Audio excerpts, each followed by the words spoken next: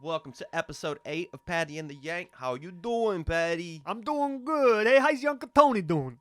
Uncle Tony's not bad. He just got out of the joint. We had some spaghetti and meatballs. It's all looking up. What you talking about? Hey, get the fuck out of here. Hey, how you doing, Holmes? You doing good? I'm all right, man. I'm all right. Oh, it's so bad. It's so politically incorrect. That reminds me, I've been reading a book lately, a book that you actually lent me called Trejo by Danny Trejo. Now, for anybody that's not listening, how would you be not listening and hearing what we're saying? For anybody that's listening out there and doesn't know who Danny Trejo is, he's probably the most famous Mexican, I'd say the most famous Latin American actor that's ever lived. You're very wrong. Damn, who's the most famous Mexican? Antonio Banderas. Yeah.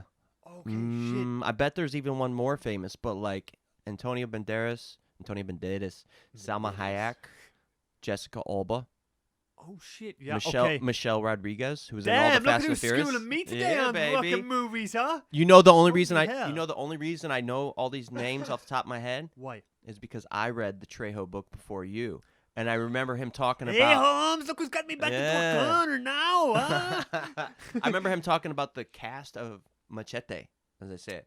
Okay. I think Jessica Alba, Michelle Rodriguez. He tried to recruit as many Latin American actors as he could. And I can't remember if Antonio Banderas and Salma Hayek were not in that, but he was in other movies with them. Salma Hayek was in From Dusk Till Dawn with and Danny Desperado. And Desperado. Desperado was the first time I remember seeing him. Dude, I was like... Same as myself. I was like 7th grade, and I think that was the first sex scene I'd ever seen in a movie. Yeah. So, anybody that doesn't know, Desperado was a movie from the 90s. And it was about Antonio Banderas, and he was this mariachi, or whatever you call them. Mariachi, yeah. Going around with this suitcase that was supposed to have a guitar in it, but the guitar actually lifted up, and the suitcase was full of guns. Yeah. Quentin Tarantino had a... I was about to say that. Yeah, Quentin Tarantino was in it. And so was Cheech and Chong. Or not Cheech. Cheech Marin. Marin. Yeah. Oh, he might be the most famous Latin American actor. He played the barman in it. Yeah. Now, the reason that I'm saying Tony Trejo, the reason that I'm saying Danny Trejo for me stood out as being the most famous Mexican actor or Latin American actor is because of his distinct look. Danny Trejo he had this like handlebar mustache, a mean looking mug, and this huge tattoo on his chest of a woman with a sombrero. Yeah. So that for me is, I'd say visually he stands out the most. I think he's the most notorious for sure. Mexican actor or Mexican American actor. Definitely. But a lot, you know what's funny is like I've told a lot of people I've read that book and they don't know his name. But when I describe the tattoo on his chest, then they know who he is. That's exactly my point. I was talking to my mother about the book the last day, and I said, I'm reading this book called Trejo by Danny Trejo. He's this, the Mexican actor. She's like, who? And I was like, the guy with the tattoo on his chest from Con Air. And she's like, oh, that guy. Yeah. And in Heat, he was in the movie Heat with Robert De Niro. I was about to say, which one came out first, Con Air or Heat? I was at the I was at the guy that did our sound last night, and I saw Heat on Netflix, and I was like, oh man, I want to watch Heat again. Heat is a great movie. It's a long movie, right? It's a long movie, but it's a good movie. It's got Val Kilmer, Al Pacino, Robert De Niro. Heat was 1995, the day that Jerry Garcia died. Who's Jerry Garcia? Jerry Garcia was the lead singer of the Grateful Dead. You know I don't know shit about the Grateful Dead, Yank. Yeah, well, the lead singer, I guess Bob Weir did singing as well, but he was essentially the front man. He's right here. He's right next to me right now. Got Pigpen, Bill Kretzmann, Jerry Garcia, Bob Weir, Mickey Hart, and Phil Lesh. Holy, there was a lot of people in the Grateful Dead. Holy shit. A huge group, and their keyboard players just died one after the next, after the next, after the next. Really? I think Brent Mylan died. Yeah, the keyboard players just couldn't stay alive. They just couldn't stay alive no matter how hard they tried. They had a fucking wild lifestyle, so I imagine it was pretty hard. I mean, Jerry didn't stay alive. I think most of them are dead today. I know Bob Weir, Mickey Hart. Mickey Hart was the drummer. Bob Weir became the singer and guitar player, and Phil Lesh is the bass player. And I think they're the only... Bill Kretzmann might still be alive. I have this really cool picture over here, dude. It's a hologram. Yeah. We probably put a picture on the IG. Oh, that's but crazy. as you move, we'll have to take a video. As you move, you get to see what they look like in 1965, and then you can see their most recent picture if they're alive, or their most recent picture before they died. That is fucking cool. Yeah. The Yank here in the studio has his walls littered with pictures of the Grateful Dead. You got some pretty cool posters in here. You got the Joker poster, which is really cool. Of him on the stairs from the new Joker movie. You got a lot of artwork in here. Marilyn Monroe. Yeah, This is lots of it's Joker cool. stuff. You got a lot of and a lot of Grateful Dead memorabilia. A lot of Grateful Dead it's posters. a representation of me. This is like if I could be expressed in an art form, this would be me as an art form. That's cool. And then actually have some legit pieces of art, pictures. Yeah, of you me got and some stuff. very cool paintings in here. I really love that one. So I was just writing about the Grateful Dead the other day because I was in my Really? book. I was trying to write what head means, to be a head. And in the Dead culture, if you say like, man, that dude's a head, it means he's been around for a long time and he's high up in the political hierarchy of the Grateful Dead culture. okay, explain some of the Grateful Dead culture to me or to anyone that's listening that doesn't know what it is, because I don't know much about the Grateful Dead or the Dead culture. So can you explain a bit to us? I should also say it's not just the Dead culture; it's the hippie culture in general. Because there's like Fish, who's a big band. Okay. Where I come from, Acoustic Hookah was the biggest band because each state kind of has their own hippie band mascot, so to speak. Like every state and then like everybody in that state kind of worships that band.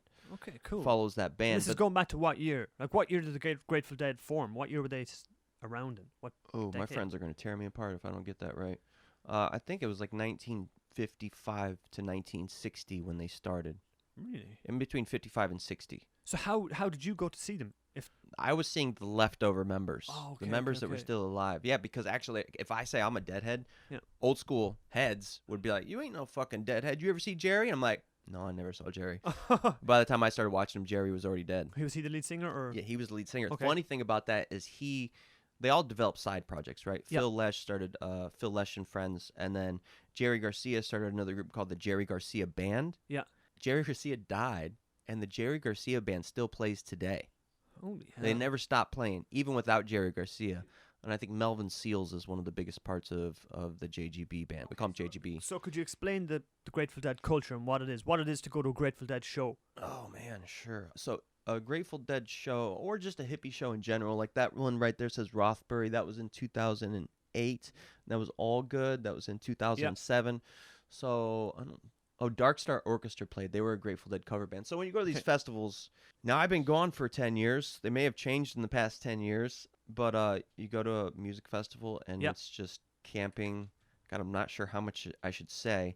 If anybody's listening who's been to a hippie culture, there's a lot of things there that people take to party, and that's a huge part of it is the substances. What's the main substance that people take at a Deadhead show? I would guess it's LSD or acid or mushrooms. Yes. The psychedelics. Psychedelics, huh? Yeah. So, I'm just not sure how into detail I should go Just about tell me, it. They just sell drugs. What Deadheads sell drugs. So Deadheads are people that go.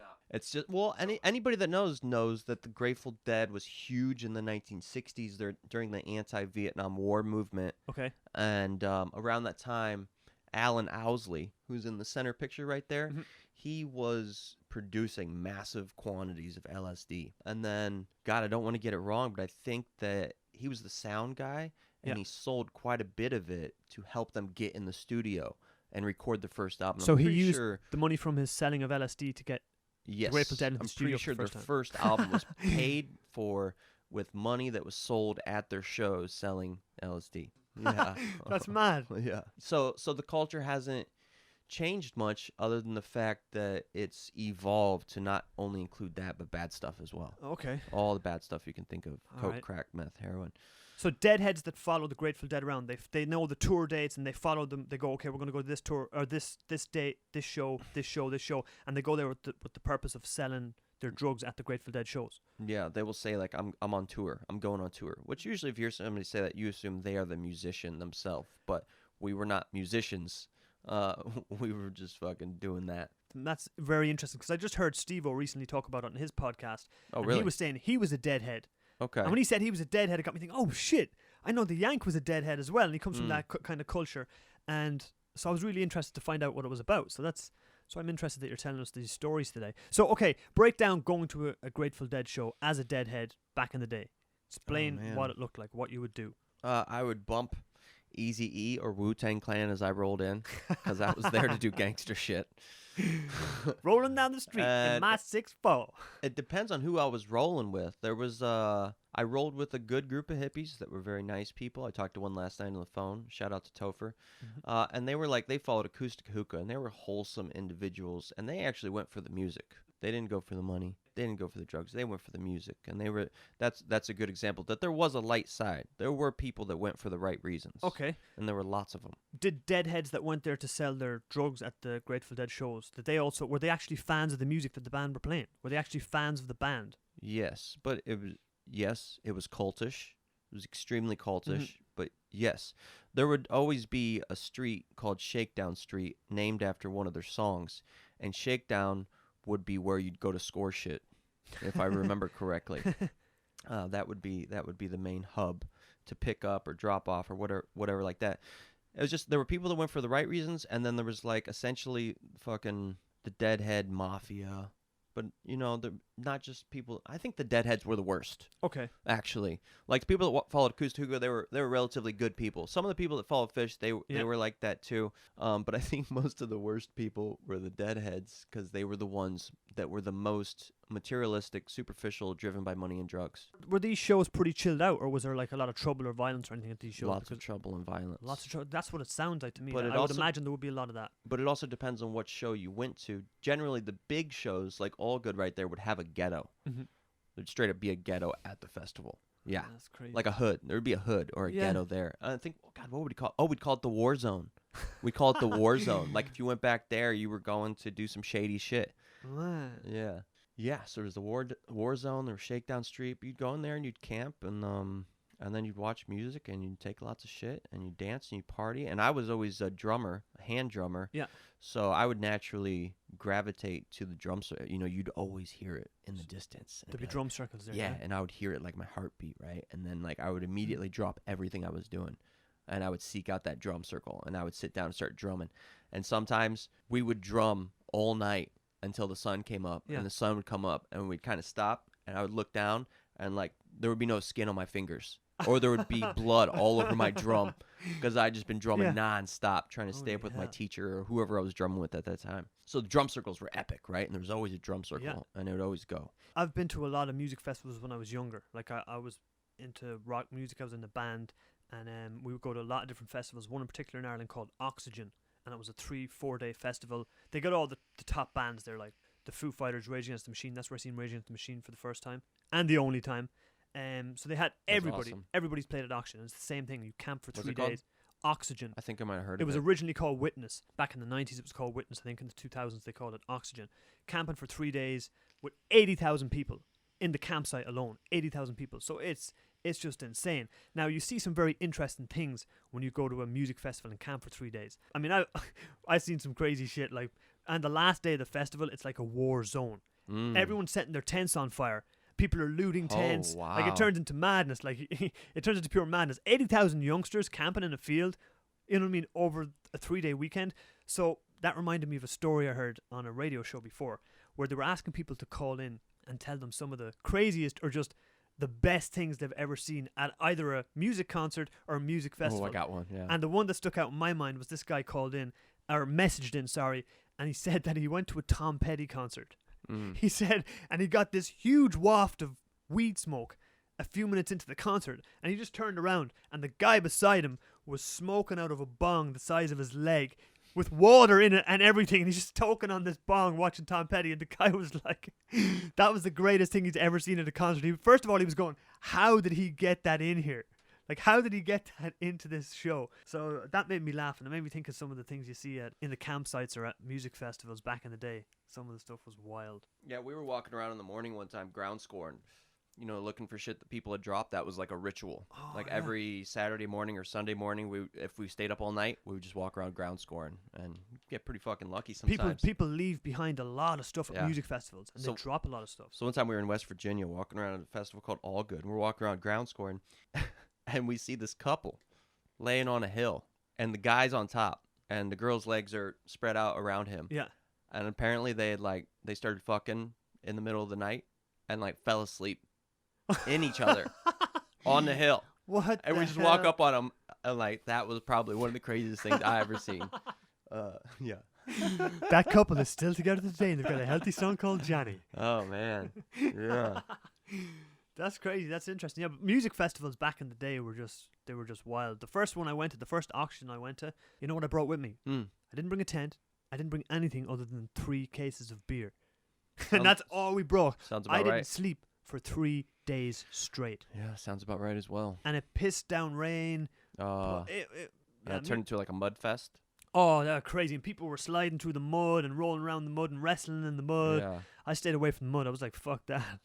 One of the first shows I went to, not the first, but like in the first few years I was going to shows, George Clinton and the Parliament Funkadelic played. P-Funk. What? Yeah. George Clinton was, so give me the night. Yeah. I've seen him quite a few times. He played at a lot of hippie shows. Really? But George Clinton? Yeah, and this was at Hookahville. In this particular show, it rained and there was like mud well past your ankles. And man, I'm trying to walk and I remember my sandals just came off in the mud and I was like, all right, fuck it. Going barefoot in the mud.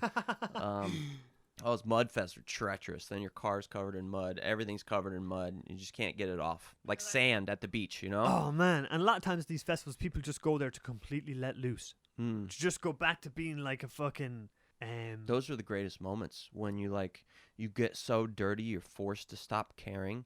You know, you're feeling good and the music's going and you're dancing and you just let all your inhibitions go and then you just become the spiritual animal that's floating around and just vibing. I guess it's like a lot of those things, like those festivals in America, like Burning Man would be one example. Totally. People just go out to the desert and they just let loose for fucking however long it is, like as just a free, open-minded community with no judgment, no nothing. Everybody just goes there and completely everybody's friends automatically. Yeah, they just be human for like a weekend or 3 days. I feel the same about some of these music festivals. One of the greatest things is you'll be at a show, right, and you'll be on something, and you're really, really thirsty, and you're dancing really, really hard, and then you stop, and you realize you don't have water, and you're looking around, and you see somebody, and you're like, dude, can I please have a drink of water? Like, yeah, man, come over. And then you just make some new friends, or like you're really hungry, and somebody just gives you a pack of crackers. This one time, I was like walking back to my tent, and I was really fucked up, and I was like, dude, I gotta get back to my tent as fast as possible. I'm walking. All of a sudden, I just wake up. It's morning, and I look down, and there's like a pack of crackers and a juice box on my chest. And I'm like, what the fuck? And I look around, and I realize I'm laying on a tent. And then I kind of like push myself up, and I look around, and I look over, and these two guys, they like, oh, he's up, and they just start laughing their asses off, and I'm like, what the fuck's going on? And they're like, bro, we were sleeping last night, and you just like collapsed on our tent. Holy hell! So we put a juice box of crackers there. Figured you'd be hungry when you wake up. That's crazy. But that's the kind of cool camaraderie that you experience only at a music festival. Yeah, man, and you get to see some of the greatest bands in the world, like that. Not even just like I seen James Brown. I caught the end of James Brown at the first auction festival I ever went to. Mm-hmm. James Brown went on to die a couple of months after that. Oh shit! I got to see Amy Winehouse. Wow. She also went on to die a couple of months after that in Oxygen. The Who, R.E.M., all these fucking great bands. Yeah, these are not the kind of bands that played at hippie festivals. No. Well, Oxygen was more of a rock festival, like for rock music, or they'd have many different stages. Yeah. So for anybody that's never been to a music festival is comprised of all kinds of stalls and stands and food fucking clothing trucks. And vending booths. Yeah, and then you've got your main stage, which is where the main top acts will play. Then you've usually got a smaller stage. They call it, like we used to have the O2 stage. And then the green room was another one, like Marquee. And there's many different groups and bands playing or artists playing at the same time, which is on different stages. So when you get into the festival, you get like a pamphlet, and it's the itinerary for day 1, day 2, day 3, and they tell you, okay, on the main stage at 5 o'clock is James Brown. Right. Then after James Brown, it's fucking, I don't know, The Who. You know what I mean? And you're like, shit, okay, The Who are playing at this time, but on this other stage, Amy Winehouse is playing, so can I match up the 2 times? So that makes it cool and exciting. It's a really good... Man, I haven't been to a music festival in years. Yeah, I remember racing around at a festival called Rothbury, trying to get there in time for Girl Talk. Girl Talk was this awesome DJ. Just mixed the most random songs. He's still pumping today. Actually, I saw he just did a song with somebody really famous, like Kanye or Snoop. Really? But he was a really good DJ. And then Chromeo. There was actually a lot of groups that played that were not like hippie jam band music. Okay. Method Man and Redman played at a lot of shows. Really? Were Method Man and Redman deadheads? Well, they would show up. I remember one time at summer camp in Illinois, and they were like, yo, where's that white boy weed at? You know, because they always called the good stuff white boy weed in the hood, and they couldn't get stuff quite that good. I mean, at a certain point they did, but for a long time they didn't. For anybody that doesn't know, Method Man and Redman were from Wu-Tang! Yeah, and then I was in Connecticut at a show called Camp Bisco. Wow, I can't believe I remembered that. Yeah. Camp Bisco or Gathering the Vibes. No, it was Gathering the Vibes in Connecticut, Yeah. I think. And bikers ran the security. A biker gang called the Blue Angels Okay. ran the security, which was intense and interesting. Like for the Rolling Stones back in the day, they had the Hells Angels. Oh, run the security. right. And the Wu Massacre played there, which was like several of the members from Wu-Tang. Yeah, I think Raekwon might have been in that. I'm not entirely sure. But yeah, so you'd see shit like that. And then I think I saw Sage Francis, who was an underground hip-hop artist. A lot of underground hip-hop, because a lot of the Deadheads were into underground hip-hop. Really? And there was lots of really good underground hip-hop, like Atmosphere Man, back in the 90s. and the Aesop best. Rock. You ever heard of Aesop Rock? Not No. Aesop Rocky. He's a pop rap star. Okay. But Aesop Rock is a really good underground hip hop artist. It's just raw and conscious, and good. Yeah. There was a lot of that. So that culture, that was like almost all the Deadheads also listen to underground hip hop, which is good shit. I rewatched the Snoop Dogg, re-listened to the Snoop Dogg Joe Rogan podcast. I think Snoop Dogg played at the big one, I believe, like Bonnaroo. Bonnaroo is the biggest one Biggest what? in America, I believe. The Dead- biggest hippie festival. Oh, the biggest hippie festival. Biggest hippie festival. And sometimes Nine Inch Nails would play there. Okay. I'm never really into Nine Inch Nails. But like, you know what I mean? That Yeah, kind yeah, of yeah, array. yeah, Or yeah. perhaps 311. Or Okay. John Mayer probably played. And that's how he's now the replacement for Jerry Garcia. Who is? John Mayer. Really? Yeah, the pop singer. He plays in the Grateful Dead? Yeah, he's played in the Grateful Dead for like, I want to say somewhere around 5 years. Holy hell. Maybe more. Like, I never listened to the Grateful I Dead. was listening to that Joe Snoop Dogg podcast there, and Joe's like, the Grateful Dead is a group I never got. Yeah. I never had that gene. Yeah. And I know what he means because I had to listen to the Grateful Dead for like 3 years before I got it, before I understood Man. it. Because it's one of those groups that's like, you really got to listen to them in depth and then develop many experiences while listening to that music Okay. to be able to truly relate to and understand their songs.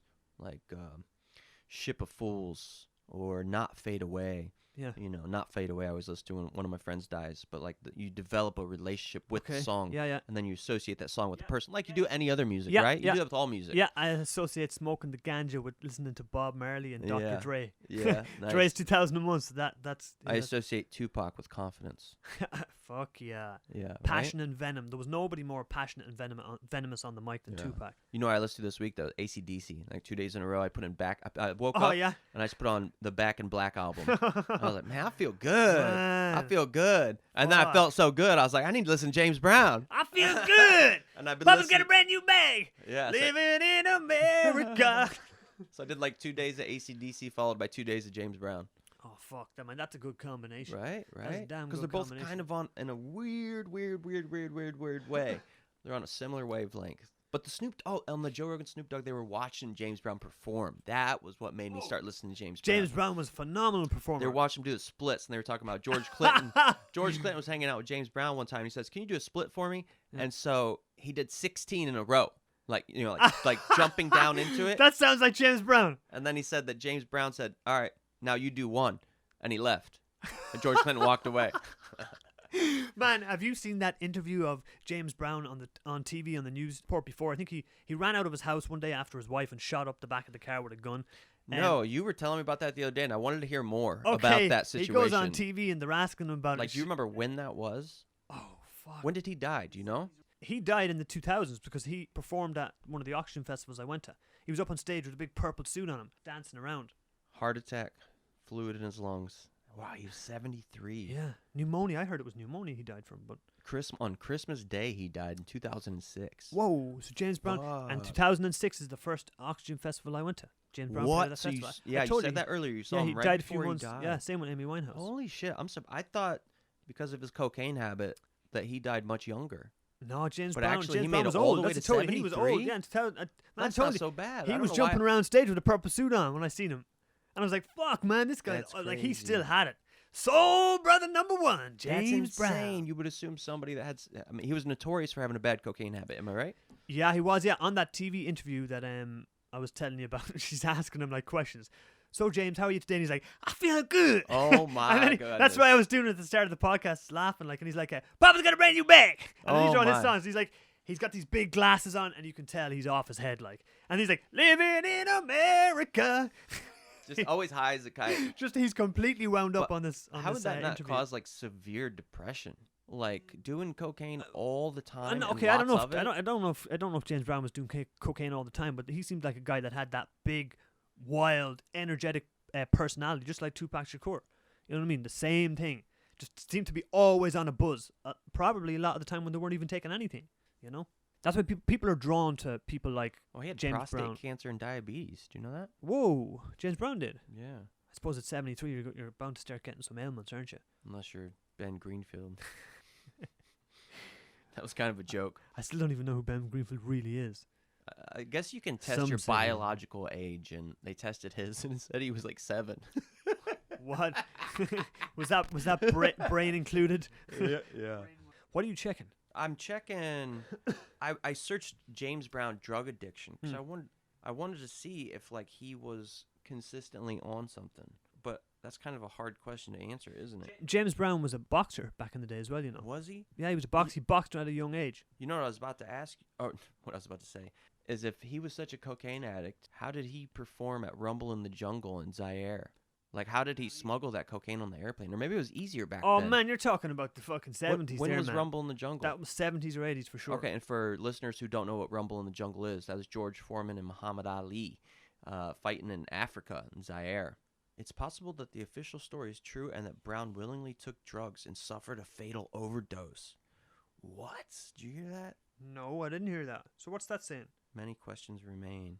It just says that it's possible that the official story is true. Not sure what the official story is, but that Brown willingly took drugs and suffered a fatal overdose. So, like, Man. Geez, even at 73, huh? wait, that sounds just like Michael Jackson. Yeah, Michael Jackson. Like, huh? he accidentally overdosed, but the doctor was feeding him drugs. The doctor was injecting him with propofol or something like So, that, like, wasn't the he? doctor actually overdosed him. He didn't do it on purpose. Well, he went to trial. That was a huge trial when Michael Jackson died. That was a big That fucking was, trial. right. The doctor was called Dr. Conrad Murray, and I think he got convicted of manslaughter. I think he got 5 years in prison. The doctor? The doctor who was injecting Michael... Only 5 years, I think he got 5 years. killing, like, the king of pop. Or maybe it was involuntary manslaughter or whatever yeah, like that. so But you'd think you'd get, like, 25 to life. Okay, but again, I so- mean, at the same time, Jackson was a willing participant in this whole thing. It wasn't like the guy injected him and killed him, on purpose. It's like Jackson, I guess, wanted these drugs and these things to help him sleep. And it's like, but the doctor wasn't allowed to administer this kind of stuff outside of practice or outside of a hospital, I think, like propofol, like, feeding you that on a drip or whatever. So, officially, Brown died of a heart attack and fluid in his lungs, and this is according to CNN. okay. So that's the official cause of death. But All right. can we trust CNN? I don't or know. anybody who can for we that trust? matter? Who can we trust these days? I don't trust nobody, man. So that's how James Brown died. But yeah, these music festivals were great because you could get to see some really cool bands and really cool I artists. can't believe you saw James Brown. That makes me Yeah. feel like you're so old, but you're younger than me. You know what I mean? Yeah, I seen a lot of. I seen James Brown, seen the Who, seen the Chili Peppers. I guess you were just Rage really Against the young, huh? Machine. I was and I was big into music. Yeah, I was young. Yeah, forget about it. You'd forget how young you were. Yeah. When you think about it now, it's because it's so long ago. You forget. Jesus, oh man, I used to do that shit when I was that age. Yeah, when I You was know what in I mean? 7th and 8th grade, I went and saw Rolling Stones, Aerosmith, ZZ Man. Top, I think AC/DC. Yeah, I think I saw him mostly. My dad took me to a lot of shows in middle school. that's class, man. That's Yeah. class that you know a fella like that. And then in high school, I started going to my own shows, the hippie shows and all that stuff. And the first music festival I went to was actually not a hippie festival. It was Ozfest. You ever heard of Ozfest?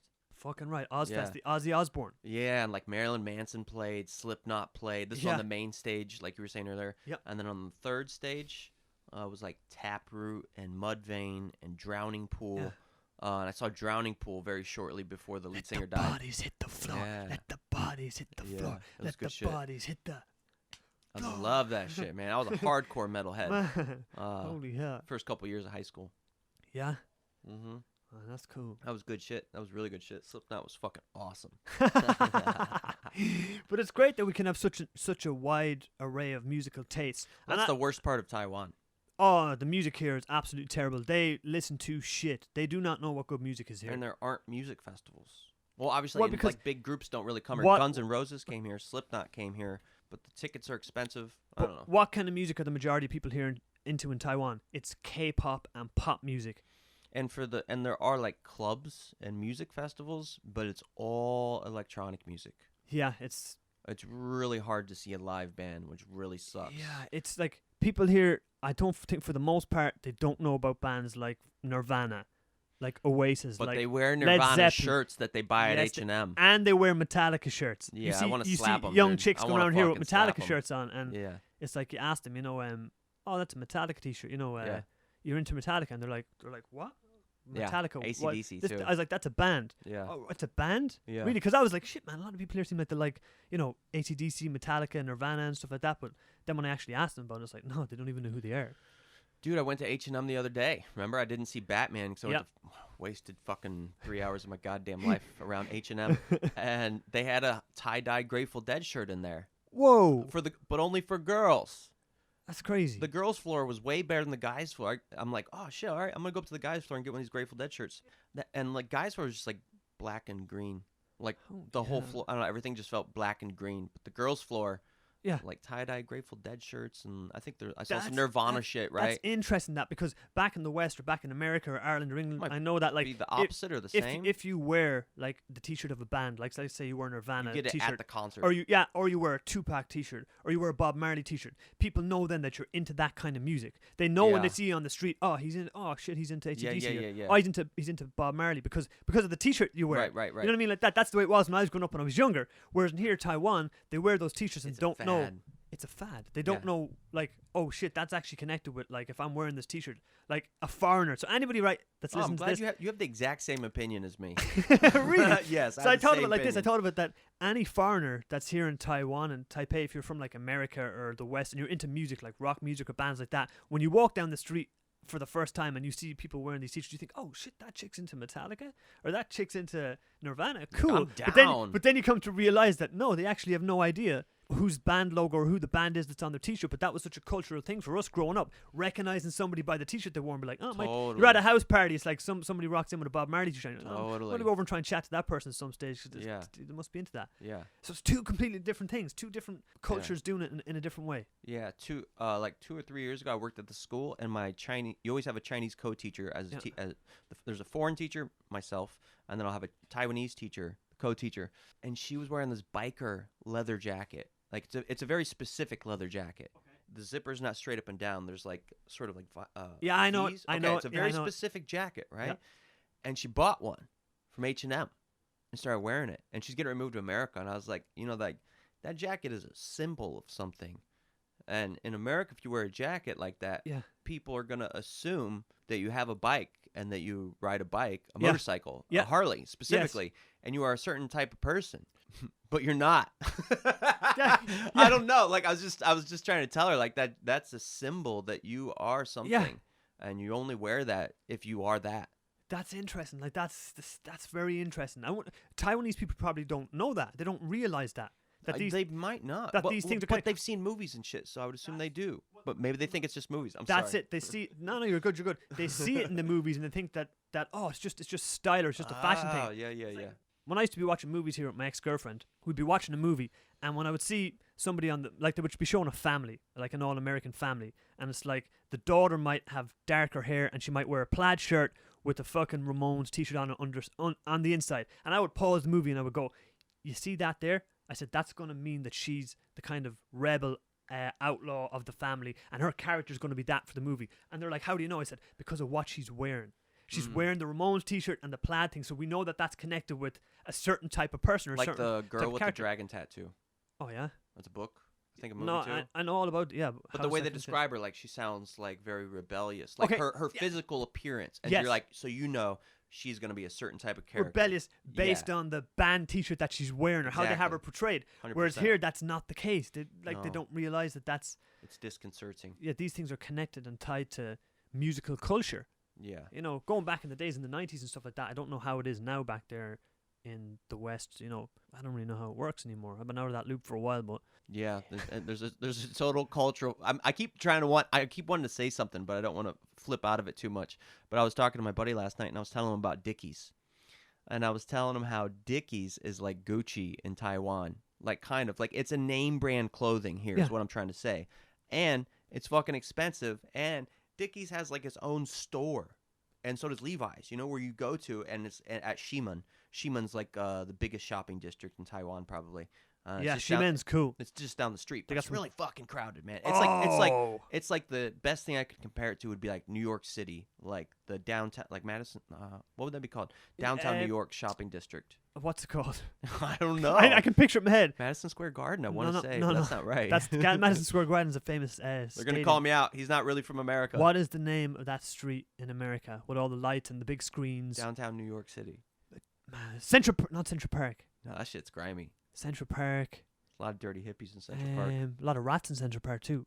Man, I seen rats running all over the place in Central Park. Sounds like China. What is the name of that street? We're so man, it's just completely Downtown gone. New York. It's gone out of my mind. Manhattan. No, it's the specific name of a street in New York. Not Central. Jersey. No. What is it called? You've got Broadway. You know that's a certain park. Okay, I got an idea. You've got Central Park in New York. You've got the Brooklyn Bridge. You've got the Statue of Liberty. What's the name of this area?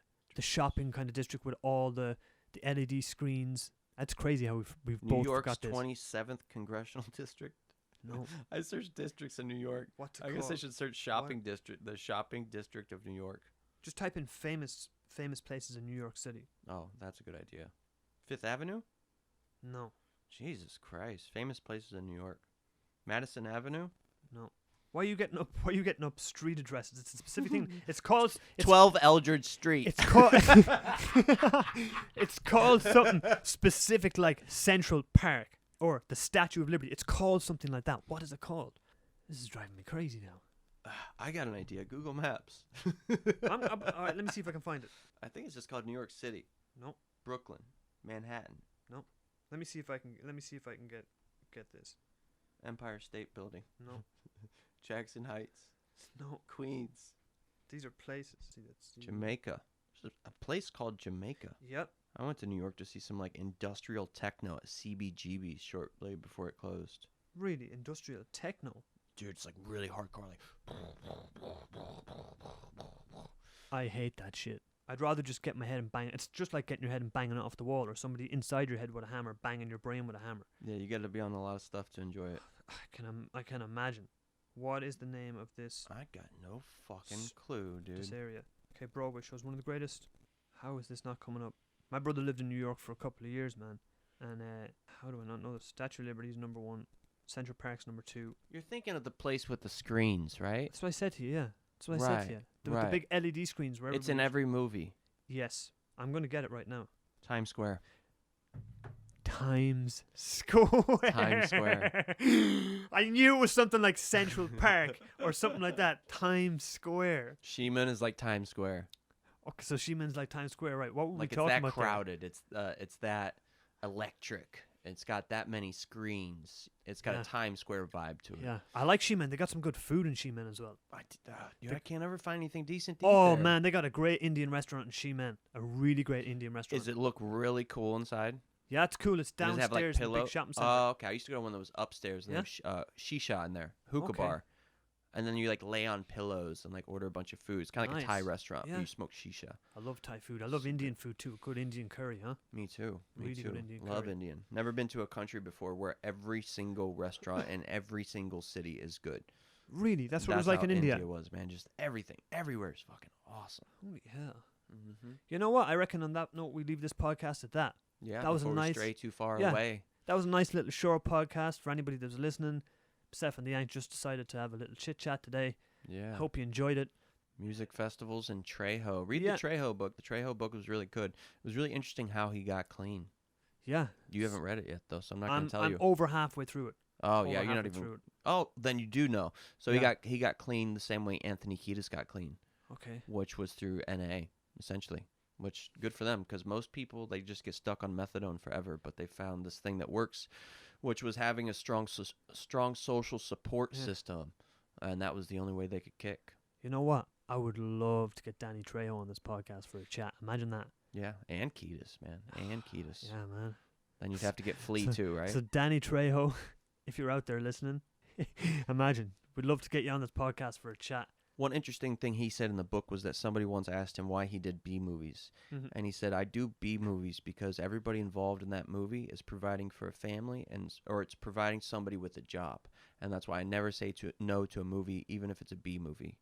That's awesome. That's so great. maybe he won't say no to the podcast either. All right, Danny Trejo.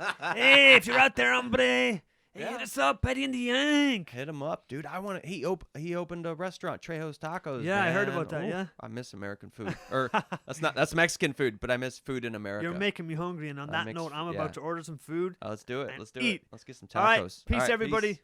Have a good day. Follow us on Instagram. All that kind of stuff.